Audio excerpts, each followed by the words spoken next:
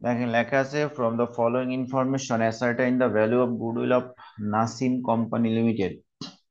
নিচের তথ্যগুলো থেকে নাসিম কোম্পানি লিমিটেড এর জন্য গুডউইল তৈরি করো বা গুডউইল বের করতে বলছে, আমাদের গুডউইল মূল্যায়ন করতে বলছে। এখানে অ্যাসেট দেওয়া আছে, লায়াবিলিটিস দেওয়া আছে।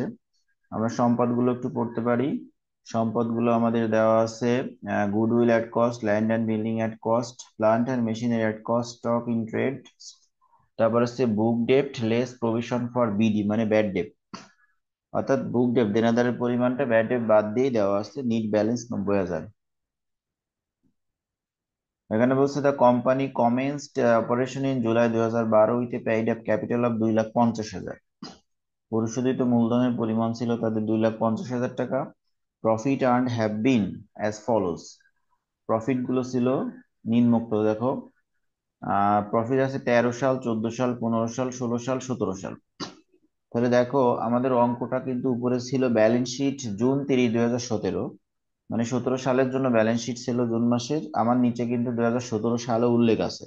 তার মানে আমার উপরে কোনো প্রফিট নাই, যা প্রফিট থাকার সব এইগুলোর ভিতরেই আছে। তার মানে অঙ্কটা আমাদের হচ্ছে 5 বছরের অঙ্ক। বুঝতে পারছি? 13, 14, 15, হ্যাঁ। 16, 17 অঙ্কটা 5 বছরের। আচ্ছা, এখানে আছে দেখেন income tax is payable 50% on the profit. Income tax ধরতে হবে 50%। আমরা বেসিক্যালি নিয়মে বলছিলাম যদি ইনকাম ট্যাক্স রেট দেওয়া না থাকে কত পার্সেন্ট ধরতে হয়? 10%, 40%। 40% ধরতে হয়। কিন্তু এখানে ইনকাম ট্যাক্স যেহেতু 40%, 50% বলে দিছে, সুতরাং এখানে আর 40% ধরার কোনো সুযোগ নাই। ব্যবস্থা dividend have been distributed from the profit of the first 2 year at the rate of 10%। Dividend গুলো দেওয়া হবে প্রথম 2 বছরের জন্য 10% হারে, এবং and from those of the next 2 years at the rate of 15% on the paid app capital. অর্থাৎ পরিশোধিত মূলধনের উপর শেয়ার হোল্ডারদের ডিভিডেন্ড দিতে হবে, যেখানে প্রথম 2 বছরে 10% হারে এবং পরের 2 বছরে 15% হারে ডিভিডেন্ড দিতে হবে। ডিভিডেন্ড রেট দেওয়া আছে। The market price of the share is ruling at the end of the year June 30, 2017 টাকা 125 টাকা। বাজার মূল্য দেওয়া ছিল হচ্ছে 125 টাকা। আচ্ছা, তো এই হচ্ছে আমাদের অঙ্ক। এখান থেকে আমাদের প্রথমেই লাইনই বলে দিছিল গুডউইল বের করতে হবে। আমরা বলছিলাম যে কোনো মেথড বলা না থাকলে আমরা সেখানে কি করব, সুপার প্রফিটে গুডউইল বের করব, তাই তো?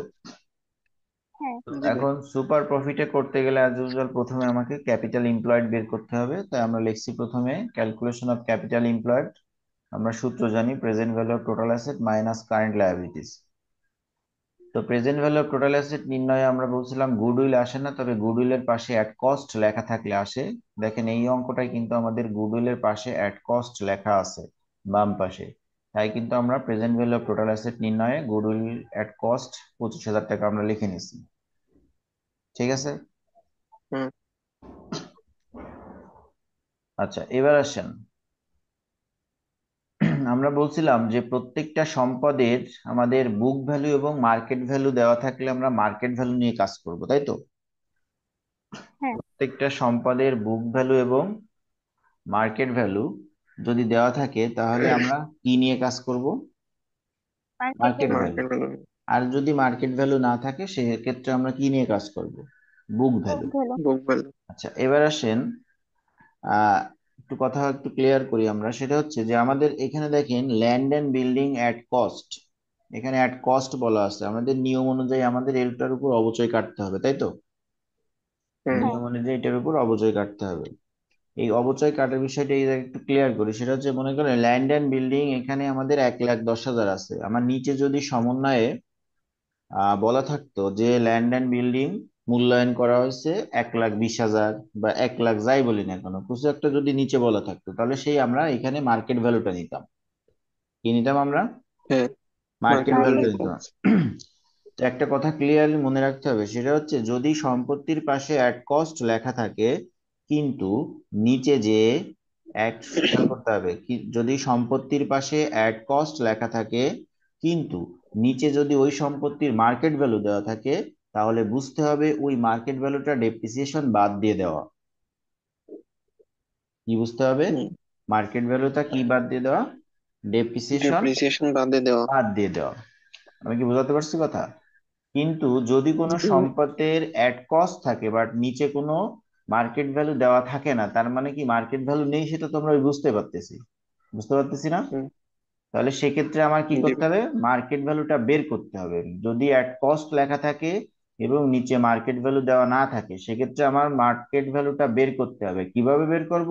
ওই সম্পত্তির বুক ভ্যালু থেকে অবচয়ের অংশটা বাদ দিয়ে আমাদের মার্কেট ভ্যালুটা বের করতে হবে। কথা কি বোঝাতে পারছি নাকি আবার বলবো? তাই নোটটা কি এমন যে সম্পত্তির পাশে এক পাশে দেওয়া থাকে, কিন্তু হচ্ছে মার্কেট ভ্যালু দেওয়া না থাকে, তখন হচ্ছে মার্কেট ভ্যালু বের করে নিতে হবে? ইয়েস, সেটা হচ্ছে আমাকে, যেহেতু আমরা বলছি এখানে সম্পদের মার্কেট ভ্যালু আসে, কিন্তু মার্কেট ভ্যালু যদি নিচে দেওয়া না থাকে, তাহলে অবচয় কেটে আমাদের মার্কেট ভ্যালুটা তখন বের করতে হবে। কিন্তু অ্যাট কস্ট লেখা আছে, নিচে আবার সম্পত্তির মার্কেট ভ্যালু দেওয়া আছে। তাহলে সেক্ষেত্রে আমাদের এইখানে মার্কেট ভ্যালুর উপর জন্য, মানে ওখানে অবচয়টা আর মাইনাস করার কোনো প্রয়োজন হয় না। বিষয়টা আচ্ছা। হচ্ছে এরকম। আমার এই কথাটা কি আপনারা সবাই বুঝতে পারছেন? জি ভাই। আচ্ছা, এই কথাটা যদি আপনারা বুঝতে সমস্যা হয়, আমি এত সময় বই উল্টাচ্ছিলাম। আমি গতদিন যে অঙ্কটা আপনাদের করাইছি, ওই অঙ্কটা একটু আপনারা খেয়াল করতে পারেন। C12টা একটু এক হাতটা C12-এ নিয়ে যান সবাই। 1599 পেজ, যাদের কাছে বই আছে, নতুন বই, 1599 পেজে যান। আর এক হাতে এই অঙ্কটা রাখেন, C32টা রাখেন। জি ভাই। হুম, দেখেন এইখানে কিন্তু সেম কথা। দেখেন, land and premises at cost 1 lakh ছিল। ছিল। কিন্তু নিচে দেখেন ল্যান্ড অ্যান্ড প্রিমিসেস এর মূল্য কিন্তু 2,50,000 দিয়ে দিছে।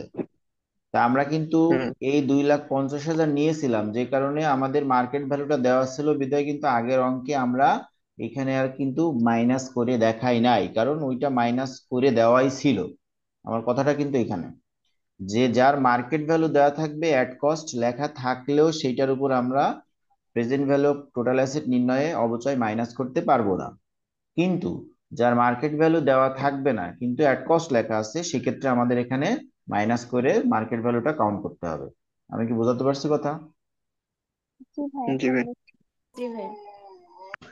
ওকে। তাহলে এইখানে দেখেন যে সম্পদের পাশে, দুইটা সম্পদের পাশে আমাদের অ্যাট কস্ট লেখা আছে, আমরা সেই হিসেবে কিন্তু অবচয়টা মাইনাস করে দেখাইছি। এবং এখানে আমাদের সেই মুখস্থ সূত্র অনুযায়ী যদি কোনো রেট দেওয়া না থাকে, তাহলে আমরা ল্যান্ড অ্যান্ড বিল্ডিং এর উপর 2% এবং আদার্স অ্যাসেটের অন্যান্য স্থায়ী সম্পত্তির উপর কত পার্সেন্ট? দশ টেন পার্সেন্ট পার্সেন্ট ধরতে হবে। 10%। তো আমি দেখেন ল্যান্ড অ্যান্ড বিল্ডিং এবং প্লান্ট অ্যান্ড মেশিনের উপর সেই পার্সেন্ট হারে ধরে আমি মার্কেট ভ্যালুটা বের করছি। দেখেন এই দুটো সম্পদে কোনো সমস্যা আছে কিনা?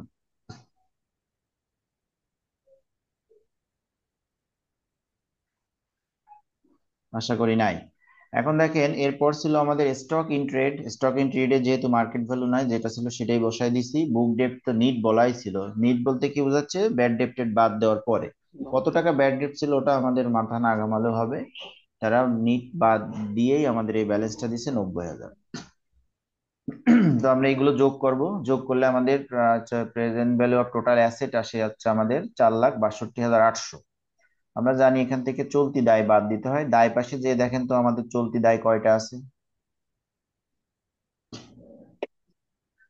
দায় পাশে যে দেখেন। ব্যাংক ওভারড্রাফট আছে, সানড্রি ক্রেডিটর্স আছে, আর প্রভিশন ফর ট্যাক্সেশন আছে। Yes, আমাদের তিনটা চলতি দায় আছে: ব্যাংক ওভারড্রাফট, সানড্রি ক্রেডিটর্স এবং প্রভিশন ফর ইনকাম ট্যাক্স বা ট্যাক্সেশন, যাই বলি না কেন আমরা। তাই দেখেন এখানে আমরা বাদ দিছি হচ্ছে কারেন্ট লায়াবিলিটিজ হিসেবে ব্যাংক ওভারড্রাফট, ক্রেডিটর্স আর প্রভিশন ফর ইনকাম ট্যাক্স। ঠিক আছে? জি জি ভাই। ভাই। ওকে। 1,300 উপরে 4,62,800 থেকে এটা বাদ দিলে আমাদের ক্যাপিটাল এমপ্লয়েডটা পেয়ে গেলাম 2,94,450। আশা করি ক্যাপিটাল এমপ্লয়েড নিয়ে কারো কোনো প্রশ্ন নাই আছে? না ভাই। নাই, ওকে। এবার চলে যাব আমরা এসি, এভারেজ ক্যাপিটাল এমপ্লয়েডে। আমাদের তো সেই সূত্র যে capital employed less half of the current year adjusted profit তারপরে হচ্ছে আমাদের ইনকাম ট্যাক্স বাদ দিতে হবে, দিলে আমরা যা পাবো তার অর্ধেক করলেই হয়ে যাবে আমাদের হচ্ছে সি, মানে এসি, সরি। এসি। আচ্ছা, তো দেখেন আমাদের 2 নম্বর স্টেপটা, calculation of average capital employed. See step 1 একটু আগে যা পাইছি 2,94,450 less half of the current year adjusted profit. আমরা এটাকে 3 ভাগে ভাগ করতে বলছিলাম। প্রথমে কারেন্ট ইয়ার প্রফিট, তারপরে তার অ্যাডজাস্টমেন্ট, তারপরে তার কি করতে হবে, হাফ করতে হবে। এইভাবে আমি বলছিলাম। কারেন্ট ইয়ার প্রফিট অর্থাৎ আমরা কোন সালের অঙ্ক করতেছি একটু খেয়াল করেন, 17 সালের। 17 সাল দেখেন আমাদের 5টা বছরের প্রফিট দেওয়া ছিল। তাহলে 17 সালে যে দেখেন 65,000 টাকা প্রফিট ছিল। হুম। সো এটা আমাদের কারেন্ট ইয়ার প্রফিট। এর সাথে ভেরিয়াস অ্যাডজাস্টমেন্টে যোগ বিয়োগ করতে হয়। আমরা জানি আমাদের 5টা আইটেম আসে, যার ভিতরে এই অঙ্কের মধ্যে মাত্র ওই সম্পত্তি দুইটার অবচয় আছে, আর কিছু নাই। 5টা আইটেম ছিল যার মধ্যে মাত্র ওই সম্পত্তি দুইটার অবচয় আছে। আমাদের ব্যাড ডেপ্ট অঙ্কে নাই, আমাদের interest on long term liabilities বা নন ট্রেডিং ইনভেস্টমেন্ট নাই, আর ডিক্রিজিং কারেন্ট লায়াবিলিটিসও নাই। শুধুমাত্র সম্পত্তির উপর অবচয় আছে। তাই সেই অবচয়ের অংশটুকু আমরা এখানে নিয়ে আসছি। দেখেন, depreciation on land and building এবং depreciation on plant and machinery. ভাই, এইখানের এই অবচয়ের কথা কি আগের দিন বলছিলেন যে কোনো সম্পত্তির পাশে যদি অ্যাড কস্ট বলা থাকে তাহলে সেইটার উপর অবচয় কাটতে হবে, ও যদি অ্যাড কস্ট বলা না থাকে তাহলে আর কাটতে হবে না, হ্যাঁ, এরকম কিছু বলছিলেন? বলেছিলাম যে অ্যাড কস্ট থাকলে আমরা অবচয় কাটবো, না থাকলে আমরা কাটবো না। আর আমরা যা করব প্রত্যেকটা অঙ্কে একই রকম করব। এখানে বই দেখলে কিন্তু অনেকে বিভ্রান্তি হয়ে যাবেন, বইতে কিন্তু কয়েকটা অঙ্কে কাটিছে, কয়েকটা অঙ্কে কাটি নাই। এখন কাটারও লজিক আছে, কিন্তু কথা হচ্ছে যে আমাদের যা শিখবো আমরা একটা শিখলেই মনে থাকতে আমাদের সুবিধা, ঠিক আছে? জি ভাই। আচ্ছা, তাহলে আপনারা কিন্তু একটা সহজে একটা কথা মনে রাখেন যে আমাদের সম্পত্তির পাশে অ্যাট কস্ট লেখা থাকলে যদি সেটার বুক ভ্যালু থাকে তাহলে অবচয়ের প্রভাবটা শুধুমাত্র 2 নম্বর স্টেপে আসে। খেয়াল করেন, আমাদের সম্পত্তির পাশে অ্যাট কস্ট লেখা থাকলে এবং ওই সম্পত্তির যদি মার্কেট ভ্যালু দেওয়া থাকে, তাহলে সেই সম্পত্তির ওই ডেপ্রিসিয়েশনের প্রভাবটা শুধুমাত্র স্টেপ 2-তে আসে। আর যদি মার্কেট ভ্যালু দেওয়া না থাকে তাহলে স্টেপ কিন্তু দুইটা স্টেপেই যায়, প্রথম স্টেপেও আসবে, হ্যাঁ, সেকেন্ড স্টেপেও আসবে। দ্বিতীয় স্টেপে। কথা কি ক্লিয়ার? জি ভাই। ওকে, তাহলে দেখেন এই দুইটা যোগ বিয়োগ আমাদের দুইটাই মাইনাস ফিগার ছিল, মাইনাস করলে আমাদের আসছে 12,200। 65,000 থেকে 12,200 আমরা বাদ দিলে 52,800। এইখান থেকে ইনকাম ট্যাক্স বাদ যায়, যেহেতু 50% এরা বলেই দিছিল। তাহলে 52,800 50% করলে হচ্ছে 26,400। 52,800 26,400 বাদ দিলেও 26,400 থাকে। এটার অর্ধেক করলে আসে 13,200। উপর থেকে আমরা বাদ দিলাম, এসি পেলাম 2,81,250। জি ভাই। বলেন। হ্যাঁ, বলছেন যে সম্পত্তি থেকে এক কষ্ট লেখা থাকে, তাহলে এটা কি দুইটা স্টেপে আসবে, মানে মার্কেট গুলো দেওয়া না থাকলে? মার্কেট ভ্যালু দেওয়া না থাকলে স্টেপ 1 এবং স্টেপ 2 দুই জায়গায় যাবে, আর মার্কেট ভ্যালু দেওয়া থাকলে শুধু স্টেপ 2-তে আসবে অ্যাডজাস্টমেন্টের আন্ডারে। আচ্ছা, এবার আসি স্টেপ 3। স্টেপ 3-তে আমরা এমপি বের করতে হয়, জানি আমাদের সূত্র অনুযায়ী average profit plus minus various adjustment আর মাইনাস ইনকাম ট্যাক্স। তো আমাদের অঙ্কটা ছিল 5 বছরের, তাই আমরা দেখেন 5 বছরের প্রফিট যোগ করে 5 দ্বারা ভাগ দিছি, দিয়ে আমাদের আছে 51,900। এখানে ভেরিয়াস অ্যাডজাস্টমেন্ট স্টেপ 2-তে আমরা একটু আগে 12,200টা মাইনাস ফিগারে পাইছি, তাই মাইনাস ফিগার মানে এখানে লেস করতে হবে। লেস করলাম 12,200, 39,700। ইনকাম ট্যাক্স তার অর্ধেক 50%, বাদ দিলে থাকলো 19,850। ঠিক আছে? হ্যাঁ। এবার স্টেপ 4, এই অঙ্কটা করানোর কয়েকটা উদ্দেশ্য ছিল, যার ভিতর প্রথমে গুডউইল অ্যাট কস্ট লেখা ছিল আসবে, তারপরে সম্পত্তির এই যে অ্যাট কস্ট থাকলে আমাদের মার্কেট ভ্যালু দেওয়া না থাকলে যেভাবে ব্যবহার করতে হয় সেটা শিখালাম। এখন আসেন, আমাদের অঙ্কে যদি এনআরআর দেওয়া না থাকে এবং আমরা বলছিলাম সূত্রের সাহায্যে বের করা না গেলে সেক্ষেত্রে 10% ধরতে হয়, মনে আছে? আমি নোট সেলে হ্যাঁ রাখুন, ভাইয়া। যদি অঙ্কে এনআরআর দেওয়া না থাকে সূত্রের সাহায্যে বের করা না গেলে আমাদের কি করতে হয়, 10% ধরতে হয়। কিন্তু এন এই অঙ্কটাই সূত্রের সাহায্যে বের করা যাবে, ডিভিডেন্ড রেট থাকলে সেক্ষেত্রে বের করা যায়। যেটা আমরা অঙ্কের মধ্যে পড়েছি কিন্তু, যে ডিভিডেন্ড কয় বছরের জন্য ছিল, প্রথম 2 বছরের জন্য ছিল 10%, আর পরের 2 বছরের জন্য কত পার্সেন্ট ছিল, 15%। আমরা দেখেন আগে যে অঙ্কগুলো করছি কোনোটাই কিন্তু এরকম ডিভিডেন্ড রেট ছিল না। তাই আমাদের যদি এনআরআর নাও থাকে সেক্ষেত্রে আমরা কি করতে পারি, 10% তখন ধরতে পারবো। কিন্তু যদি এরকম আমাদের ডিভিডেন্ড রেট দেওয়া থাকে সেক্ষেত্রে এনআরআর পার্সেন্টেজ দেওয়া না থাকলে সেক্ষেত্রে আমরা কি করব, সূত্রের সাহায্যে বের করব। উপরে করতে হবে। ঠিক আছে? আচ্ছা, তাহলে আসেন আমরা চতুর্থ স্টেপে যাই। দেখেন, চতুর্থ স্টেপ ছিল calculation of normal profit. We know normal profit সমান এসি গুণ এনআরআর। এসি তো আমরা জানি, আমরা এসি সেকেন্ড স্টেপে পাবো। এবার আসেন এনআরআর এর বিষয়টা, যেটা আমি বলছিলাম যে এখানে আমাদের এভারেজ ডিভিডেন্ড দেওয়া আছে, মানে একাধিক বছরের জন্য ডিভিডেন্ড দেওয়া আছে। যদি একাধিক বছরের জন্য ডিভিডেন্ড দেওয়া থাকে, তাহলে এটা আমরা সূত্রের সাহায্যে বের করতে পারবো। এনআরআর এর সূত্রটা এমন, খেয়াল করেন। এনআরআর সমান হচ্ছে এভারেজ ডিভিডেন্ড রেট ভাগ মার্কেট ভ্যালু পার শেয়ার গুণ 100। এভারেজ ডিভিডেন্ড রেট ভাগ মার্কেট ভ্যালু পার শেয়ার গুণ 100। এটা হচ্ছে আমাদের এনআরআর দেওয়া না থাকলে, একাধিক বছরের ডিভিডেন্ড থাকলে। এবার আপনারা অঙ্কগুলো দেখলে বুঝতে পারবেন যে যা যা দরকার আমার এনআরআর বের করতে গেলে, যেটা যেটা দরকার সেই মানটা আপনার অঙ্কে থাকবে। ঠিক আছে? তাহলে সেইটা দেখে আপনি বুঝতে পারবেন যে অঙ্কের এনআরআর নেই, কিন্তু আমার কি করতে হবে, ওয়ার্কিং করে বের করা সম্ভব হচ্ছে। ঠিক আছে? লাগবে। তাহলে আমাদের দেখেন হুম। সূত্র অনুযায়ী average dividend rate divided by market value per share গুণ 100। এখন আসেন, এভারেজ ডিভিডেন্ড রেট বলতে বোঝাচ্ছে গড়। মানে আমাদের যে ডিভিডেন্ডের হার দেওয়া আছে তার গড় লাগবে, আমাদের গড়, কোনো কিছুর গড়। আমরা তো একটু আগেও এভারেজ প্রফিট বের করে আসলাম, যতগুলো বছরের প্রফিট ছিল তারে যোগ করে কি নাম্বার অফ ইয়ার দ্বারা ভাগ দিছি না? ঠিক একইভাবে হুম। এখানেও আমার এভারেজ ডিভিডেন্ড রেট বের করতে গেলে আমার যতগুলো বছরের প্রফিট, সরি, ডিভিডেন্ড রেট আছে তাকে আমাদের কি করতে হবে, যোগ করে নাম্বার অফ ইয়ার দ্বারা ভাগ দিতে হবে। এখানে আমরা পার্সেন্টেজটা, হ্যাঁ, আমরা এখানে পার্সেন্টেজটা কাউন্ট করি না। আপনি পার্সেন্টেজটা দিলেও হবে, না দিলেও হবে, সমস্যা নেই। কেমন, ওই দেখেন নিচে আমি লিখছি অ্যাভারেজ ডিভিডেন্ড রেট, এই যে 10 + 10 15 ++, এখানে কোনো পার্সেন্টেজ দিইনি। আপনি পার্সেন্টেজটা এখানে না দিলেও কোনো সমস্যা নেই, ঠিক আছে? এবার আসেন, 10 10 15 15 কিভাবে আসছে আপনারা দেখেন, ওখানে লেখা ছিল যে ফার্স্ট ইয়ার। হ্যাঁ, প্রথম 2 বছরে 10 আর পরের 2 বছরে 15, দেখেন এরকম লেখা ছিল। জি হ্যাঁ। ভাই। ওকে, তাহলে দেখেন এভারেজ ডিভিডেন্ড রেটটা, তাহলে আমার দেখেন এগুলো যোগ করে 4 দ্বারা ভাগ দিলে আসতেছে 12 টাকা 50 পয়সা বা 12.50, আমরা যাই বলি না এখন, ঠিক আছে? এবার এই 12.50 দেখেন, এই যে এভারেজ ডিভিডেন্ড রেটের উপরে এখানে বসাই দিলাম, এই যে আমাদের মানটা 12.50 ভাগ হুম। Market value per share. ওই অঙ্কে দেখেন মার্কেট ভ্যালু পার শেয়ার একেবারে লাস্টের লাইনটাই বলা আছে।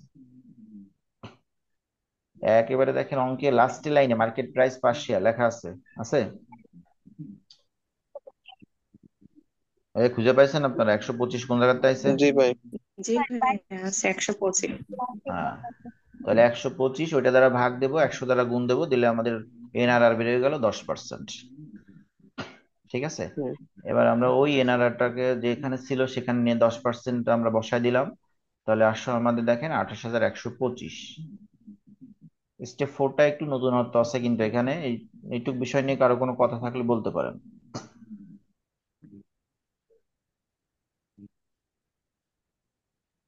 না ভাই, ঠিক আছে। ওকে, এবার আসেন স্টেপ 5-এ। স্টেপ 5-এ তো সুপার প্রফিট বের করতে হয়। সুপার প্রফিটের সূত্র আমরা সবাই জানি, এএমপি মাইনাস এনপি। এএমপি আমরা 3 নম্বর স্টেপে পাইছিলাম 19,850, আর এনপি পেলাম এইমাত্র 28,125। তাই আমরা করলে এখানে নেগেটিভ ফিগার আসতেছে 8,275। আমরা তো বলছিলাম যে স্টেপ 5 যদি আমাদের নেগেটিভ হয় তাহলে স্টেপ 6-এ আমাদের যাওয়া যাবে না। সো আমরা সেই কারণটা লিখছি, hence super profit is negative, so there is no goodwill in the firm. ঠিক আছে? ভাই কি বললেন লাস্টে? লাস্টে কমেন্ট দিতে হয় না, hence super profit is negative, so there is no goodwill in the firm, ও সেটা। আচ্ছা, তাহলে ওই নেগেটিভ আসছে জন্য পরবর্তী স্টেপে যাওয়া লাগবে না। না, যাওয়া লাগবে না। আচ্ছা ভাই, ঠিক আছে। এই অঙ্কটা মোটামুটি এই অনুযায়ী আমি বাসায় কাজ দিচ্ছি হচ্ছে, দেখেন আমি কোনো কিন্তু আগে বাসায় কাজ দিইনি। প্রবলেম C13, এটা হচ্ছে আপনার যাদের পুরাতন বই। আর নিউ বইতে এক্সারসাইজ C3। যাদের নতুন বই আছে তাদের হচ্ছে এক্সারসাইজ C3।